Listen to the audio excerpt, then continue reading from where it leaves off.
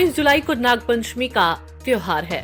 ऐसे में रायबरेली जिला मुख्यालय से लगभग 12 किलोमीटर दूर एक ऐसा मंदिर है जिसका नागपंचमी के त्योहार से खास महत्व है। इस कहानी आपको आश्चर्यचकित कर देगी। इसके बारे में लोगों की अलग अलग धार्मिक मान्यताएं हैं। साथ ही लोगों का मानना है कि ये मंदिर महाभारत काल से ताल्लुक रखता है। लोगों में मान्यता है कि यदि किसी भी व्यक्ति को सांप ने काट लिया है तो इस मंदिर में पहुंचने मात्र से ही वह सही हो जाता है।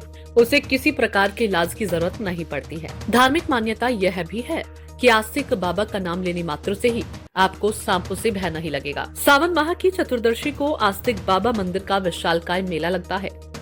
इसमें रायबरेली जनपद समेत आसपास के जिलों के भी श्रद्धालु दर्शन के लिए आते हैं। लोगों का मानना है कि नागपंचमी वाले दिन यहाँ पर खंबिया चढ़ाने से सांपों के भय से मुक्ति मिलने के साथ ही उनकी सभी मनोकामनाएं पूर्ण होती है। यहाँ खंबिया लकड़ी की बनी होती है जिसके कोने काटकर बीच में कील ठोकी जाती है। नागपंचमी का है खास महत्व। ई टाइम्स भारत न्यूज से बात करते हुए आस्तिक बाबा मंदिर के पुजारी ने बताया कि आस्तिक मंदिर पर नागपंचमी के दिन एक दिन पहले लाखों की संख्या में श्रद्धालु इसलिए आते हैं क्योंकि उन्हें साल भर सांप के कोप का शिकार न होना पड़े। साथ ही वे बताते हैं कि हमारे पूर्वज बताते थे कि इस मंदिर से पांडवों का भी जुड़ाव रहा है। एक बार राजा परीक्षित जंगल में शिकार करने गए, जहां पर उनके बाण से एक हिरण घायल हो गया, लेकिन वह घायल हिरण उनके सामने से गायब हो गया। तो राजा ने आसपास देखा तो उन्हें पास में बैठे एक ऋषि दिखाई दिए, जिनसे उन्होंने उसके बारे में जानकारी ली। तब उन्होंने कुछ नहीं बताया तो राजा परीक्षित ने उनके गले में एक मृत सांप पहना दिया। तभी वहीं पर मौजूद उनके पुत्र श्रृंगी ने ये सब देखा तो उन्होंने राजा को श्राप दे दिया कि तुम्हें एक सप्ताह के भीतर सबसे जहरीला सर्प तक्षक डस लेगा। जब ये जानकारी राजा के पुत्र जन्मेजय को हुई तो उन्होंने सांपों के भस्म करने के लिए विशालकाय यज्ञ किया, जिसमें सांप भस्म होने लगे कि तभी आस्तिक महाराज ने यज्ञ को बंद करवाकर तक्षक को बचा लिया था। तब से ऐसा माना जाता है कि आस्तिक महाराज का नाम लेने मात्र से ही लोगों को सांप से डर नहीं लगता है। तो सावन का तीसरा सोमवार और कल नागपंचमी है। अगर हम बात करें तो रायबरेली जनपद की, रायबरेली से 3 किलोमीटर दूरी पर आस्तिक देव बाबा के मंदिर पर है और यहाँ कल भव्य मेला लगता है। और हमारे पुजारी जी हैं, इनसे बात करेंगे आखिर मंदिर में जो दर्शनालु आते हैं कितने आते हैं और क्या मंदिर की विशेषता है। मेरा नाम अनिल त्रिपाठी।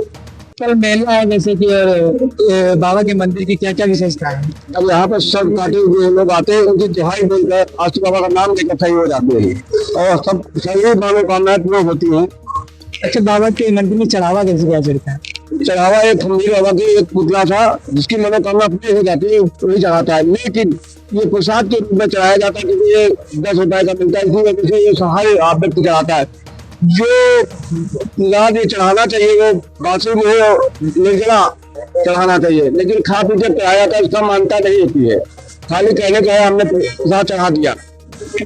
सर्प काटने के बाद ये मंदिर में लाया जाता है, इसी सर्प काटने के बाद ये मंदिर में निकाल दिया जाता है, दुहाई बोल के सही हो जाता है। और प्रशासन की बात करें तो यहाँ पे प्रशासन की क्या व्यवस्था है। और बहुत अच्छी व्यवस्था है। यहाँ पर सब जिले के अधिकारी प्रशासन का सहयोग करते हैं हमारा और नारवाली से बाबा का। स्वास्थ्य विभाग की टीम भी यहाँ पे आती है। हाँ, स्वास्थ्य विभाग में अच्छी काम करती है। और अगर मेले में कोई खो जाए तो उसके लिए भी क्या व्यवस्था की है। उसको तत्काल चिकित्सालय पहुँचाया जाता है।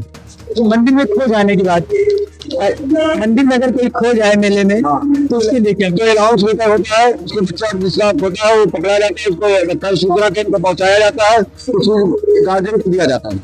और वैसे इस मेले में कितने श्रद्धालु आने की, कम से कम 7 लाख।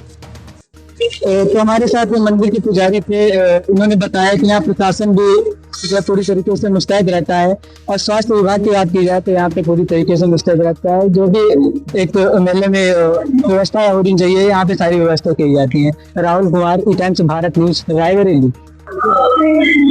मेरा नाम अमित तिवारी, मैं आज से मंदिर पुजारी हूँ।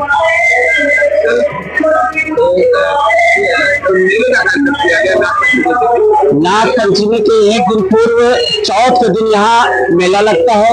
जो मनोकामना लोग मानते हैं उसकी एक कायम की बनी लकड़ी की खमियां होती है। वही नदी से स्नान करके गीले वस्त्र आके यहाँ दर्शन लोग करते हैं, उसी की मान मनोती में चढ़ाई जाती है। करीब 3 से 4 लाख की भीड़ होती है। कैसे कंट्रोल करते हैं जी? भीड़ को कैसे कंट्रोल किया जाता है? प्रशासन द्वारा किया जाता है और गांव के लोग भी रहते हैं, क्षेत्र के लोग भी रहते हैं।